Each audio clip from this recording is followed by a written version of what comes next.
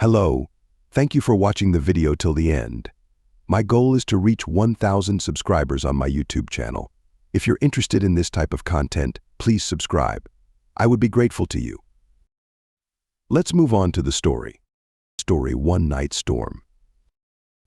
They had bought this house just a year ago.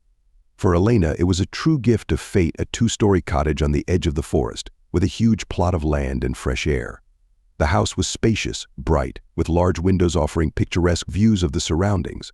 Life here seemed calm and serene, like a dream come true. But this night was different. The clouds began to gather during the day, and by evening the sky had darkened so much it seemed night had fallen. The wind picked up, howling through the old trees. When the first lightning bolt tore through the dark sky, Elena flinched. She had always been afraid of storms, but tonight the fear was different. Deep, irrational. Her husband, as usual, was calm. He was used to storms and even found something mesmerizing about them. But Elena couldn't calm down. She locked all the windows and doors, checking the locks twice. Finally, they went to bed, but sleep wouldn't come. Each new flash of lightning, each roll of thunder made her heart pound harder. Time passed excruciatingly slowly. At some point, when the storm was at its peak, Elena heard a strange noise. It wasn't thunder or the sound of rain hitting the windows. It was something else, incomprehensible but disturbing. She jumped out of bed and listened. The noise was coming from the attic. Maybe it's just the wind, Elena tried to reassure herself. But something inside told her it wasn't. She decided to wake her husband. "Andrew, I heard something in the attic. Please check." He grumbled but got up. He took a flashlight and headed for the attic stairs. Elena stood at the foot of the stairs, wringing her hands as if it could give her a sense of security. Andrew climbed the creaky steps and disappeared into the attic's darkness. A few minutes passed, and Elena heard him call her. "Lena, come up here, you need to see this." Her heart tightened with fear, but she mustered her courage and followed him. The attic was dark and cold. Andrew stood by the window, which looked out onto the forest. He shone his flashlight on something lying on the floor. Elena approached and saw an old wooden box. "I found this in the corner," Andrew said. "I wonder what's inside."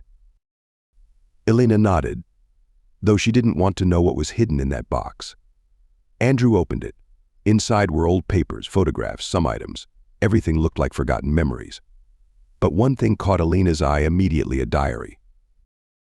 They went downstairs and, settled in the kitchen, began to read. The diary belonged to a woman who lived here many years ago. Her entries were filled with bitterness and fear.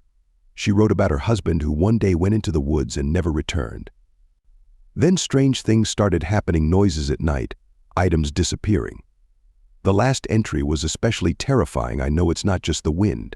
They're coming for me." Elena put the diary aside, her hands trembling. She felt a cold fear creeping into her heart. At that moment, thunder cracked so close the house seemed to shake. The light flickered and went out.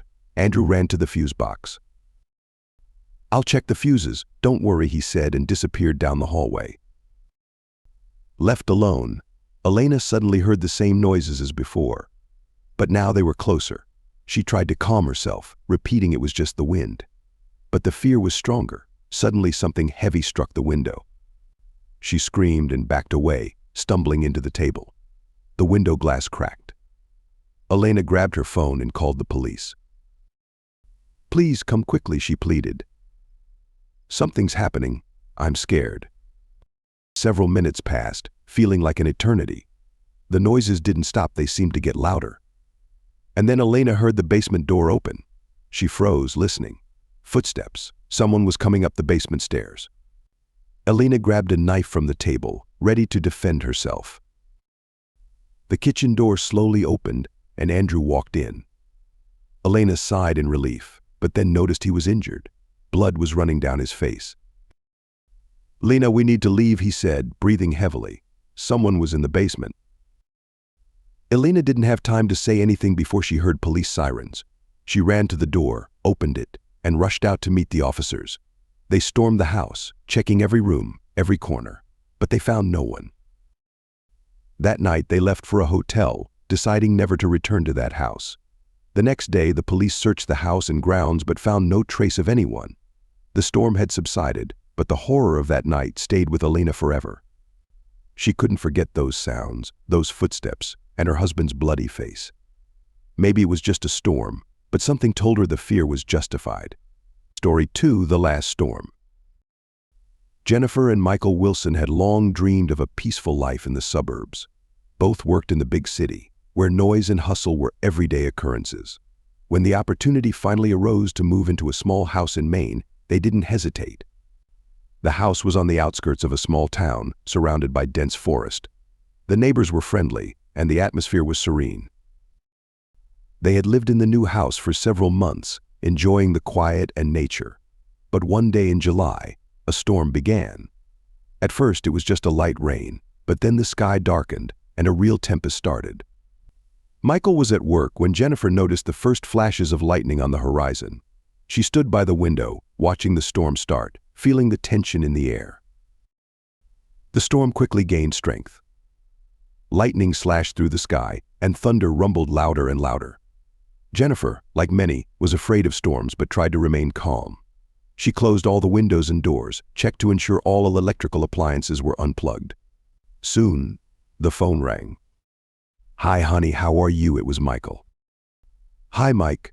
The storm is awful," she replied, trying not to show her anxiety. "Yeah, I see. I'm in the office watching it. Try not to panic, I'll be home soon. Just be careful, okay?" "Sure. Hurry back." Hours passed, and Michael still hadn't returned. Jennifer anxiously paced the house, listening to the sound of rain and thunder. Suddenly, she heard a strange noise from the backyard. It wasn't thunder or the wind. It was something else, something unsettling. Jennifer tensed, trying to understand what was happening. She approached the back door and cautiously peeked outside. In the darkness, she couldn't see anything, just rain and lightning illuminating the sky. But the feeling of unease didn't leave her. Jennifer decided not to go outside and returned to the living room, hoping Michael would arrive soon. Suddenly, the electricity went out, plunging the house into darkness. Jennifer sighed, trying not to panic. She found her phone and turned on the flashlight. She needed to find candles. As she searched the cupboard, she heard something hit the window hard. She froze, feeling fear grip her heart. The loud bang repeated, and Jennifer realized something was wrong. She grabbed her phone and tried to call Michael, but the connection was lost. Now she was alone in the dark, amid the raging storm. She could hear the wind howling outside, and each thunderclap made her jump. Minutes passed like hours. Then Jennifer heard footsteps inside the house. She froze, listening. It couldn't be Michael. The door hadn't opened, and he couldn't have gotten in so quickly. The footsteps drew closer, and Jennifer knew she had to do something. She hid behind the couch, trying to breathe as quietly as possible. The footsteps reached the living room. Jennifer peeked from behind the couch and saw the silhouette of a man. In the lightning flashes, she made out an unfamiliar figure. He was looking around, as if searching for something. Jennifer's heart pounded so loudly she thought it would give her away. Suddenly, the front door burst open, and Michael stormed in. He was shouting something, but Jennifer couldn't make out the words. The stranger turned, and a struggle ensued. Michael charged at him, trying to subdue him. In the dark, amid the thunder and lightning, sounds of the fight filled the room. Jennifer wanted to help, but fear paralyzed her. She watched as Michael fought the stranger, praying for a safe outcome. Suddenly, a gunshot rang out. Jennifer screamed and ran out from behind the couch. She saw Michael fall to the floor, the stranger standing with a gun in his hand. The man turned to look at Jennifer. There was something insane in his eyes, something that made her shudder with horror. He slowly approached her, but at that moment, another shot rang out. The stranger collapsed to the floor, and behind him stood their neighbor John, holding a shotgun. "Jennifer, are you okay?" he asked, rushing to her. But nothing was okay anymore. Jennifer dropped to her knees next to Michael. He was severely injured. John called for an ambulance, but Jennifer knew her husband was dying. She held his hand, feeling the life slipping away from his body. The storm continued to rage outside, but now it seemed insignificant compared to the tempest in her heart. Michael looked at her, trying to say something, but the words wouldn't come. Jennifer wept, clutching his hand, until he closed his eyes forever. Part 5. After the storm. Days passed before Jennifer could somewhat pull herself together. The house felt empty and cold without Michael. She couldn't understand why this had happened. The police identified the stranger as an escaped convict hiding in the woods. But this brought no solace. Jennifer sold the house and left the town. She couldn't live in the place where she lost her love. The storm that took his life remained forever in her memory. Now every thunderclap reminded her of that terrible night when she lost everything. Life went on, but Jennifer's heart remained broken. She never forgot Michael and that final storm that changed everything. She now knew that fear of storms wasn't just an irrational feeling. Sometimes a storm can indeed destroy lives, leaving only pain and memories in its wake. Story 3: Storm on the Lake. Sarah and Tom Patterson had long dreamed of spending a weekend away from the hustle and bustle of city life. Living in Chicago was exciting but sometimes exhausting. When friends suggested a trip to Lake Michigan and a couple of days in a cozy cabin on the shore, they agreed without hesitation. They set out on Friday evening and arrived at the cabin by midnight. The cabin was small but cozy, with a view of the lake and surrounded by dense forests. Sarah and Tom looked forward to the upcoming relaxation, anticipating quiet morning fishing trips and long evenings by the fireplace. On Saturday morning, they woke to the sound of birds and decided to spend the day on the water. Tom rented a small boat, and they set off. The water was calm, the sky clear, and nothing hinted at trouble. After lunch, the sky began to cloud over. Tom noticed the change in the weather and suggested returning to shore, but Sarah reassured him they had time to enjoy a little more time on the lake. She was so happy and relaxed, not wanting to return too early. However, the weather deteriorated quickly. The wind picked up, the waves grew higher. Tom realized they couldn't wait any longer and started steering the boat back to shore. But the storm gathered strength at a frightening speed.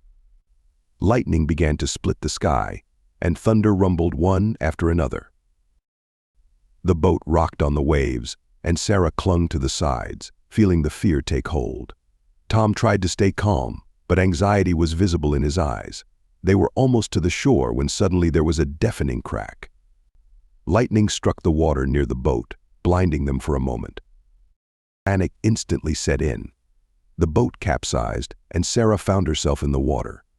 The cold engulfed her, but she tried to swim to shore. Tom was nearby, shouting, encouraging her, but his voice was lost in the storm's roar. The waves tossed them like toys, and Sarah felt her strength waning. They struggled against the waves, trying to reach the shore. Tom held Sarah's hand, preventing her from going under. He shouted they were almost there, just needed to hold on a little longer. But the waves were relentless, and one of them washed over their heads. Sarah lost her grip and went under. In the darkness, she felt the water pulling her down. She tried to surface, but her strength was gone. Suddenly, she felt someone pulling her up. It was Tom. He grabbed her and brought her to the surface. They were almost to the shore when Sarah felt a sharp pain in her leg. Something snagged her, and she couldn't swim any further. Tom pulled her with all his might, but she realized it was futile. Her strength was utterly spent. "Tom, let me go," she whispered, barely audible. "No, I won't leave you, Sarah," he shouted, not hearing her words over the storm. But Sarah knew their time was running out. She didn't want Tom to drown with her. Gathering her courage, she freed her hand and let him go. The last thing she saw was Tom's face, twisted in horror and pain as he tried to reach her again. The storm continued for several hours before it finally subsided. Tom made it to shore, barely alive. He lay on the cold sand, staring at the gray sky, feeling the pain tearing his heart apart. Sarah had drowned and he couldn't save her. The next day, rescuers found Sarah's body not far from where they had capsized. Tom sat on the shore when they told him. He couldn't believe she was gone. They had come here to enjoy nature, not lose each other. Months passed, but Tom couldn't recover. He quit his job, moved out of Chicago, and lived in seclusion. Every evening he went to the lake, sat on the shore, and stared at the water, remembering that fateful storm. Sarah had been the light of his life, and now that light was gone. Tom couldn't forget her face, couldn't forget the moment she let go of his hand so he could live. Guilt and bitterness consumed him from within. One day, a year after the tragedy, Tom sat by the lake again, watching the water. Suddenly, a storm began, as if reminding him of that night. He didn't leave, despite the lightning and thunder. He sat and watched as the sky was torn by flashes, thinking about Sarah. That evening, Tom didn't return home. He was found the next morning on the shore of the lake, lifeless. The storm had claimed another life, leaving only pain and memories. Sarah and Tom remained together forever, separated only by the thin line between life and death. Their story became a tragic reminder of how quickly lives can change when nature decides to show its power.